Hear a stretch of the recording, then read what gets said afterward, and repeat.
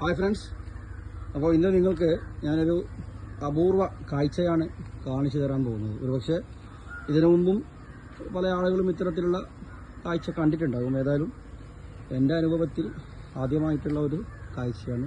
ഒരു കൗതുകമായി തോന്നുന്നത് കൊണ്ടാണ് നിങ്ങളുമായി പങ്കുവെക്കുന്നത്. ഇത് ഏകദേശം ഒരു മാസം മുമ്പ് ഒരു നേന്ത്രവാഴ അത് കുലച്ചു. അതിൻ്റെ കൊലയും വെട്ടുമാറ്റി, വാഴയും പകുതിക്കുന്ന വെട്ടുമാറ്റിയതാണ്.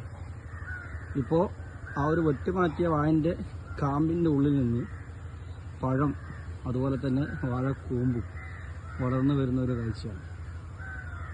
ഇത് കോട്ടയങ്ങാടി കൂവപ്പാടിയിലുള്ള മാടത്തുംകണ്ടി വീട്ടിലാണ് ഇത്തരത്തിലുള്ള ഒരു കൗതുകകരമായ കാഴ്ച കാണാൻ സാധിച്ചത്.